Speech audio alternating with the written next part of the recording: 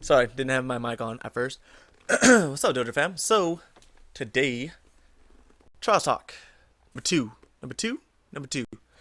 And I wanted to talk about the carry to carrier relationship. So, for instance, when somebody's promoting Trials carries in the stream, right? And then, say you want to get carried to the lighthouse. You go in there, you do raffle, you win, and then you're playing with the streamer. I think it's very important to talk about the relationship between the two because here we go. We have two people that have most likely never played before, and they're put into this serious game type where they have to work as a team when they have no chemistry beforehand. It's kind of tough. Kind of tough. It makes carrying tough. It makes the whole card pretty tough. So that's what I want to talk about. I think it's pretty important to talk about the relationship between the two people. Um, when it goes to double carry, single carry, it's a little different. But let's just say it's my buddy and somebody else, and we're carrying one person, just one carry.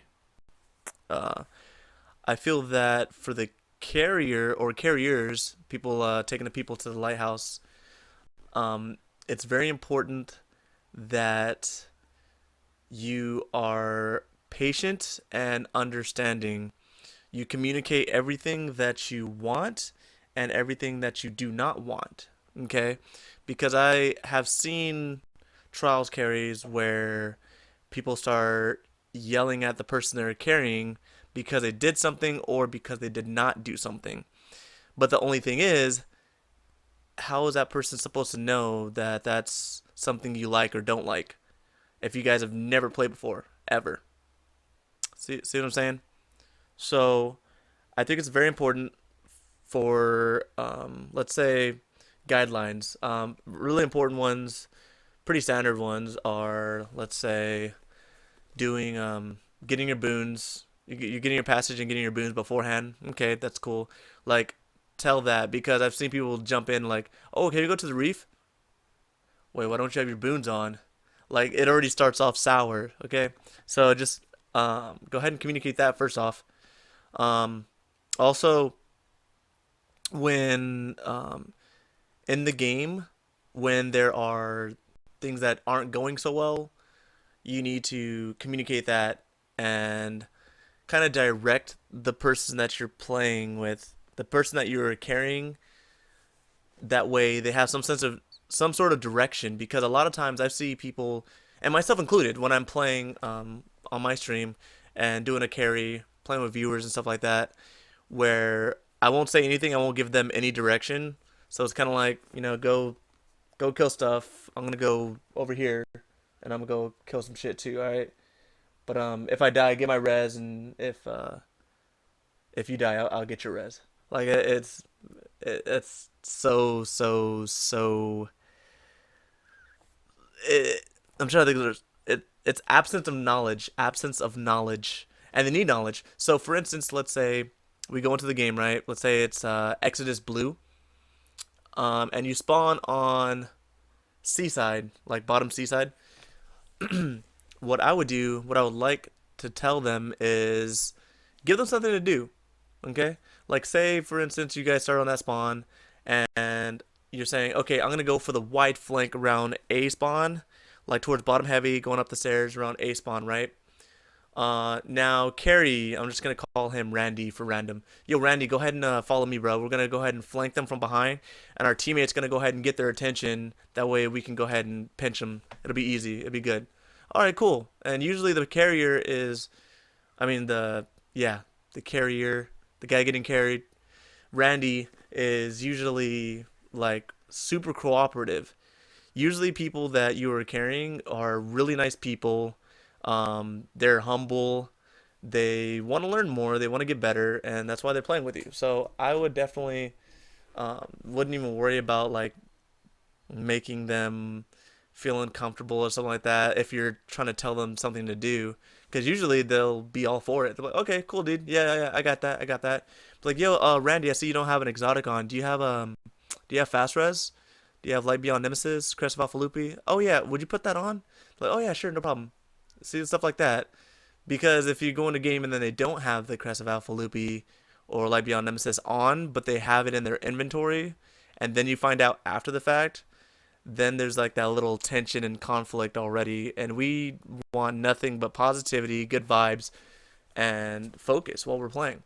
So, like I said, direction. Give them something to do. Don't just let them run around wildly, because I've seen it and I've experienced it where it'll be my teammate and myself will be kind of alone, or like one will die, and then the last person standing will be Randy, and you see he's like way on the outside of the map, checking out the scenery, and just kind of running around, getting his cardio up. Like, Randy, why weren't you with us? We kind of got fucked up. So that's why it's good to kind of give them something to do. Okay, like I said, patience. Be patient with them because they don't play with you all the time, which means they don't really know how you operate. So when they do something wrong, say they do go around the map, getting their cardio up, you got to let them know, like, oh, okay, don't do that next time. Just stay with myself or stay with my teammate here. All right. Say for heavy round too. Heavy round, you could tell them, go ahead and stay for our heavy. Don't get too close to it because they may have a super. I saw that one has a golden gun, so be careful. Don't stay right next to it, but get ready to pick it up. While myself and my teammate, we're going to go ahead and push their heavy. That way we know that we at least get one heavy. Direction like that helps a lot. And another big point I want to make before going on to the person getting carried side is to teach them. I personally love helping people out when it comes to bettering their skills and, excelling and breaking out their potential. Because there are so many potentially good players out there, but they just don't have the keys or the tools to really get to that next step. So it's really hard to get to the next step when you're playing by yourself all the time. But if you have another set of eyes and ears, watching you, seeing how you play, then that's when you can kind of fine tune things and tweak their gameplay. Okay, so for instance, let's say the person is on Exodus Blue, right? And then they're pushing with you towards B. Let's say they're pushing towards you towards B, and then they kind of go off on their own. They go to B with you. There's nobody there, so they're like, oh, okay. Well, I'm gonna go ahead and check up top inside.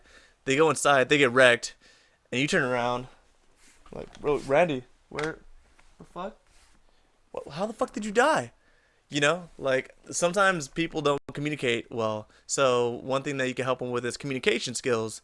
Say, let me know when you're with me. Let me know when you're going to be pushing somewhere. That way I can help you. Because a lot of people, communication is lacking in a lot of players. And they'll be quiet. And they won't say anything until they're dead. And when they say stuff when they're dead, it's stuff like, how the fuck did I, oh my god, fucking shotgun. Oh my god, dude, how did he blame me right there? Instead of focusing on how you died. I talked about that before in positivity video, in the first trials talk video. So honing their skills like that and helping them as a better player with communication, with awareness of the map, you know what I mean? Stuff like that. And their weapon choices. So if they're like, yeah, man, I'm a beast sniper, and they're not really doing so hot, you can ask them if they have a shoddy, to play that role instead, because we're not always hot on the sniper. There's no way we're always getting fucking collat kills and headshots, quick scopes, game after game after game. It just doesn't happen that well. So sometimes you need to switch it up a little bit and be like, you know what? Humble yourself. My sniper's not that great. Let me go ahead and just switch to a shotgun. And just the plays that they do, the plays that the person does, go ahead and critique them on that. Like, okay, remember to push my res when you're picking me up. Go ahead and push around for the flank with me. Stuff like that. Sorry, I'm kind of having a brain fart. There was another point I wanted to make. I can't think of it right now. Hold on. Light bulb. Do. Okay, I said weapons, communication.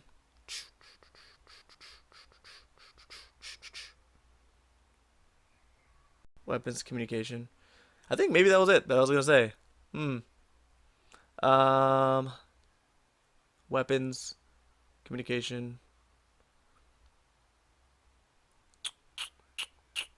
Oh, there we go. Got it. And their subclass. Okay, their subclass is very important. So sorry for the delay of silence and stuff. But say they're using Blade Dancer, right? They're using Blade Dancer, and they're using camo rather than uh what was it, Hunger Blade? Hunger Blade. That way, like when they kill somebody with the Blade Dance, they get their health back. Tweaking their subclasses, check their subclasses, see what they're using. For instance, if they're using a Warlock with a Sunsinger class and they're using fusion grenades, you might want to tell them to use the Firebolt grenades and tell them to put on Viking Funeral for the burn damage, stuff like that. I feel like subclasses can make the difference between a kill and not a kill, and different plays and stuff like that. Like for instance, hammers. I personally like using the perk. I don't remember verbatim what the name is called, but I like using the hammers where I have more. Like the sunspots, it's cool for like control and stuff, carrying a keeping a zone in place. But I like having more hammers just in case, because you can kill the whole team, but then if one self reses, you still have plenty to kill the self res. Yeah, so I have different setups for Crucible and PVE for my different subclasses. So I think it's really important to work on those. If you have any questions about that, go ahead and hit me up for that. And I will actually probably do a video on that too, on building subclasses for Crucible versus PVE on like different classes for Hunter, Warlock, Titan, Sunbreaker, Sunsinger, Stormcaller, Gunslinger, stuff like that.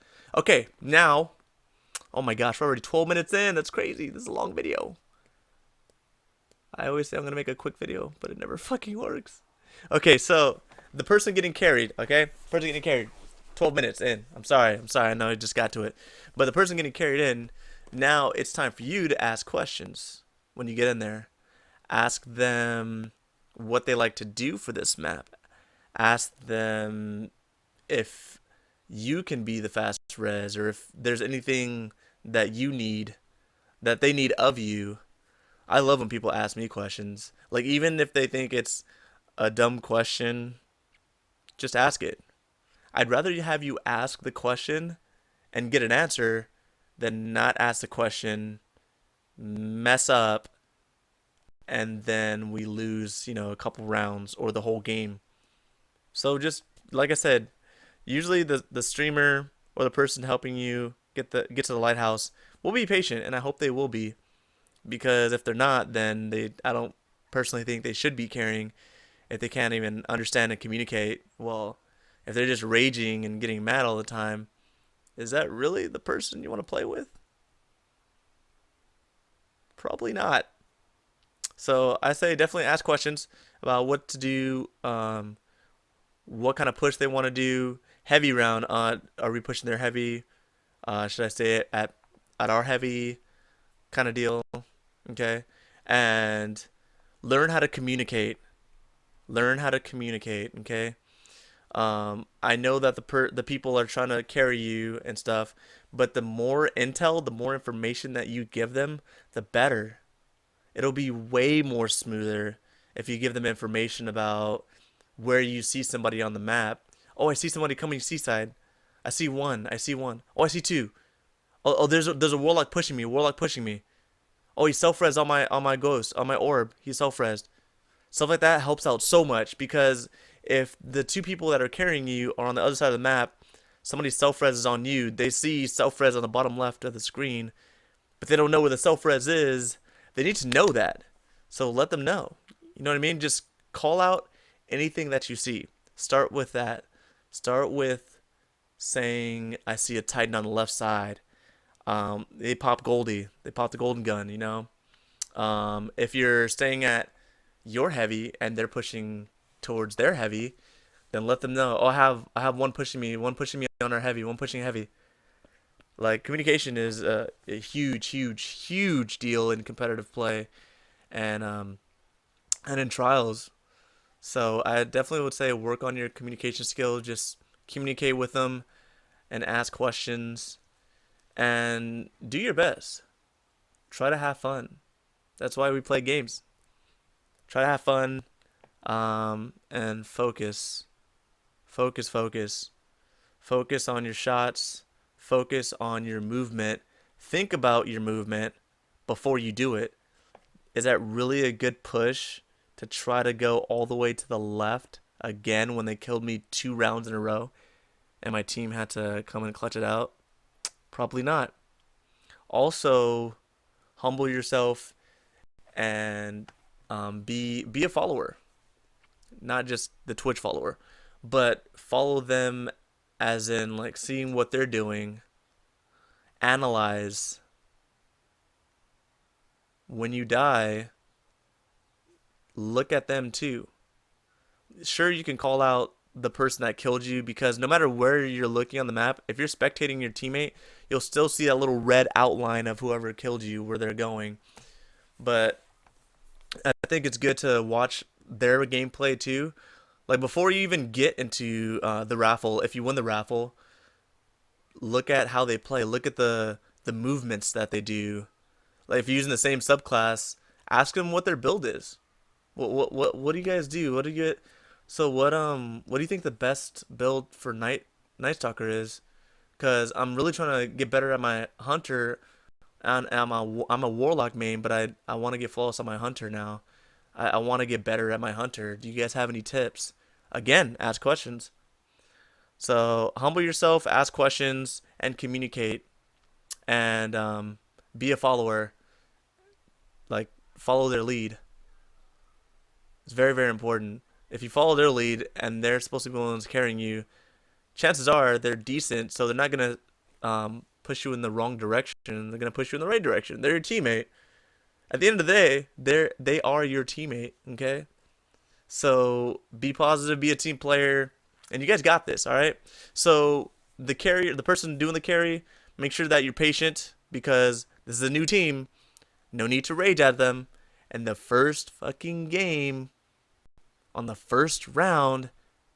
So don't be that guy. Don't be that fucking guy that nobody wants to play with because you're being an ass. Okay? Give them direction. Give them something to do. Let them know what to do, what not to do. You know, ask them to put on the fast res. Ask them to put on the firebolt grenade instead of the fusion grenade, okay? And the person getting carried, make sure you analyze, see what they're doing, ask questions. What should I do? You know, I know it sounds like you don't want to sound like you're helpless, like what should I do? But you should just ask because they already have a game plan in their head what they're going to do for this map. So you should ask. That way you can be a part of the game plan because you guys are a team. You know what I mean? Ask questions about the subclasses and just focus. You guys got this. All right. This is a long ass video. I did not intend for it to be a long ass video, but that's just how it is. I hope this was helpful to anybody. If it was, please subscribe and follow me on Twitch at Shinobi Rush. It'll be under the channel, under the video in the description. So thanks guys for watching. You guys are awesome. Much dojo love to all you guys, and good luck in your trials games. Shinobi's popping smoke. Peace.